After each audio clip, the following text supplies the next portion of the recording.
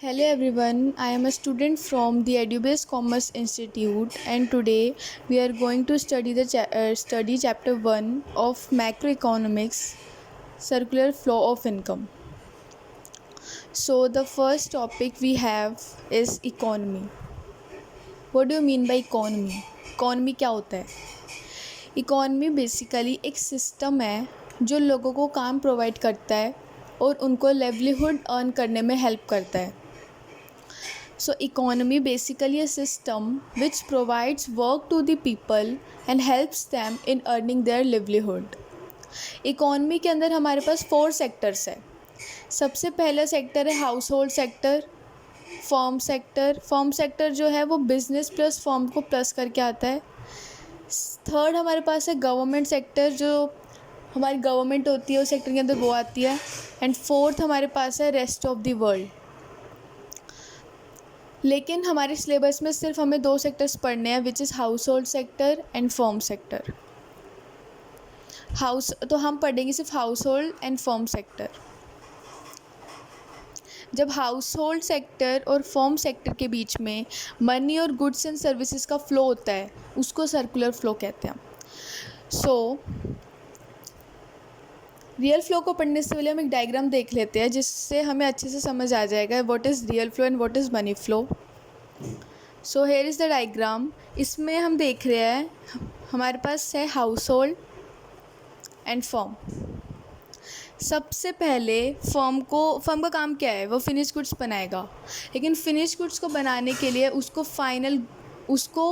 कुछ चीज़ों की ज़रूरत होती है, रॉ मटेरियल की ज़रूरत होती है. और वो उसको कहाँ से मिलेगा? उसको वो सब हाउस होल्ड से मिलेगा. हाउस होल्ड कौन? हम लोग. हाउस होल्ड कौन है? हम लोग कंज्यूमर्स, हम जो सारे लोग हैं. और फर्म में कौन आता है? प्रोड्यूसर्स, बिजनेसमैन्स, ये सब आते हैं फर्म के अंदर. तो सबसे पहले हाउस होल्ड जो है वो फर्म को फैक्टर्स ऑफ प्रोडक्शन प्रोवाइड करेगा, जो हेल्प करेगा फर्म को रॉ मटेरियल को फिनिश गुड्स में कन्वर्ट करने में. तो फैक्टर्स ऑफ प्रोडक्शन हमारे पास आते हैं land, labour, capital and entrepreneur. इन सब में से अगर एक भी चीज़ नहीं है तो हम रॉ मटेरियल को फाइनल गुड्स एंड सर्विसेज में कन्वर्ट नहीं कर पाएंगे. ये चारों ही बहुत ज़्यादा ज़रूरी है, बहुत ही ज़्यादा ज़रूरी फैक्टर्स ऑफ प्रोडक्शन है. अब हाउस होल्ड फर्म को ये सब फ्री ऑफ कॉस्ट तो प्रोवाइड करेगा नहीं, इसके बदले हाउस होल्ड पैसे लेगा. तो फर्म जब इसी फैक्टर्स ऑफ प्रोडक्शन की पेमेंट करता है हाउस होल्ड को, उसको कहते हैं payment of factors of production. Land पे रेंट देता है, लेबर फ्री में काम नहीं करेंगे, वो उनको वेजेस मिलती है, कैपिटल को इंटरेस्ट एंड एंटरप्रेन्योर प्रॉफिट मिलता है उसको. अब ये दोनों हो गए. अब इसके बाद क्या करेगा फर्म? उसको फैक्टर्स ऑफ प्रोडक्शन मिल गए तो क्या वो बैठा रहेगा? नहीं, वो रॉ मटेरियल को फिनिश गुड्स में कन्वर्ट करेगा. और कन्वर्ट करने के लिए फिनिश गुड्स को वो हाउस होल्ड्स को बेचेगा जिससे उसके पास पैसे आए. तो इधर हम देख रहे हैं फाइनल गुड्स एंड सर्विसेज जा रहे हैं हाउस होल्ड के पास, क्योंकि यहाँ पर हाउस होल्ड खरीदेंगे फाइनल गुड्स एंड सर्विसेज. अब वो फ्री में नहीं खरीदेंगे, वो इसकी पेमेंट करेंगे फर्म को. Payment of final goods and services जिसको हम कहते हैं. तो हमने यहाँ पे देखा सबसे पहले फैक्टर्स ऑफ प्रोडक्शन जा रहा है फर्म के पास. और हाउस होल्ड कौन है? हम लोग हैं. हम लोग प्रोवाइड करते हैं. लैंड हम प्रोवाइड करते हैं, लेबर हम लोग होते हैं, कैपिटल हम प्रोवाइड करते हैं, एंटरप्रेन्योर भी हम में से ही एक होता है. ये सब जा रहे हैं फर्म के पास और फर्म उसकी पेमेंट कर रहा है हाउस होल्ड को. उसके बाद फर्म जब रॉ मटेरियल को फिनिश गुड्स में कन्वर्ट कर रहा है, वो जब जा रहा है हाउस होल्ड के पास, तो हाउस होल्ड उसकी पेमेंट कर रहा है फर्म को. यहाँ पे हाउस होल्ड और फर्म सेक्टर में सबसे पहले हमारे पास है रियल फ्लो. तो रियल फ्लो हमें अच्छे से समझ आएगा. इसका मतलब होता है flow of goods and services between house hold sector and firm sector. यानी कि सिर्फ गुड्स एंड सर्विसेज का फ्लो होना, उसको कहते हैं रियल फ्लो. किसके बीच? हाउस होल्ड सेक्टर और फर्म सेक्टर के बीच. जैसे जब फैक्टर्स ऑफ प्रोडक्शन प्रोवाइड कर रहा था हाउस होल्ड फर्म को, और जब final goods and services provide कर रहा था फर्म हाउस होल्ड को. ये हाउस होल्ड है, ये फर्म है. यहाँ से फैक्टर्स ऑफ प्रोडक्शन गए, यहाँ से फाइनल गुड्स एंड सर्विसेज आए. तो इधर कहीं पर भी पैसा इन्वॉल्व नहीं है, इधर सिर्फ सर्विसेज जा रही है और सर्विसेज आ रही हैं. तो रियल फ्लो जो है वो इन्वॉल्व नहीं करता मनी को. तो और रियल फ्लो का रिमेंबर दूसरा नाम होता है physical flow. Next we have money flow. Money flow में होता है, इसमें कोई गुड्स एंड सर्विसेज इन्वॉल्व नहीं होती, इसमें सिर्फ मनी इन्वॉल्व होता है।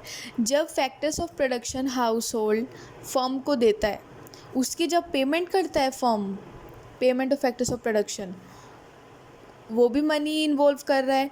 और जब final goods and services firm house hold को देता है, तो फर्म जब उस हाउस होल्ड जब उसकी पेमेंट करता है, उसमें भी मनी इन्वॉल्व है।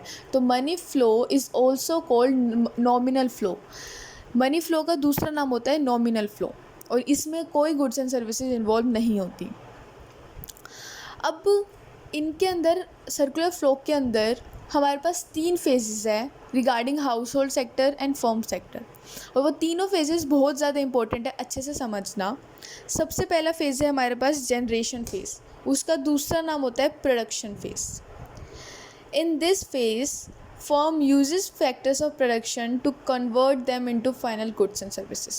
Final goods and services कैसे कन्वर्ट हो रही है, किस चीज़ से बन रही है, हमने पहले ही पढ़ा था, अभी पढ़ा है कि लैंड, लेबर, कैपिटल, एंटरप्रेन्योर, इनमें से अगर एक भी चीज़ गायब होगी तो फाइनल गुड्स एंड सर्विसेज नहीं बन पाएगी।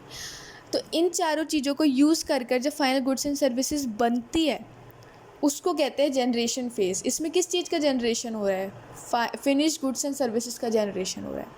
तो जनरेशन फेज़ में फर्म क्या करता है, फैक्टर्स ऑफ प्रोडक्शन को यूज़ करता है, उनको यूज़ करने के बाद वो फाइनल गुड्स एंड सर्विसेज बनाता है, और इससे जनरेशन हो जाता है किसका, फाइनल गुड्स एंड सर्विसेज का।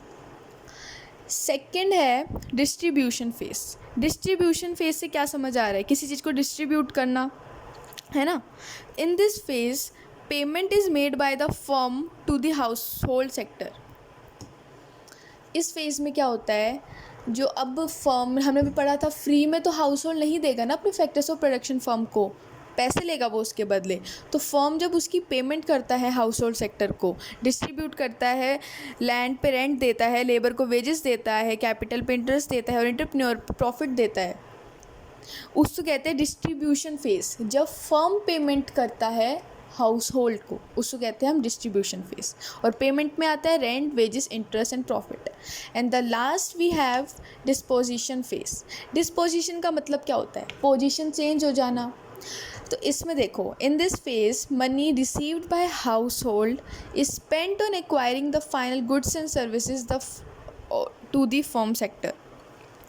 इस फेज़ में जब हाउस होल्ड ने अपनी फैक्टर्स ऑफ प्रोडक्शन प्रोवाइड करी फर्म को, तो जब उसने फैक्टर्स ऑफ प्रोडक्शन फर्म को प्रोवाइड करी, उसके बदले उसने पैसे लिए। अब वो ही पैसे, जो पैसे उसने फर्म से लिए थे, वो ही पैसे वो थोड़े टाइम बाद वापस दे देता है फर्म को। कैसे, फिनिश गुड्स एंड सर्विसेज को ख़रीदने के लिए। तो इससे पोजीशन चेंज हो गई, जो पैसा हाउस होल्ड के पास आया था वो वापस फर्म के पास चला गया। तो डिस्पोजिशन फेज़ होता है जब हाउस होल्ड को जो पैसा मिलता है फैक्टर्स ऑफ प्रोडक्शन पर, वो खर्च कर देता है फाइनल गुड्स एंड सर्विसेज को ख़रीदने के लिए, उसको कहते हैं disposition phase. I hope you understand. अगर आपको हमारी वीडियो पसंद आई तो प्लीज़ लाइक करें, सब्सक्राइब करें, and please press the bell icon.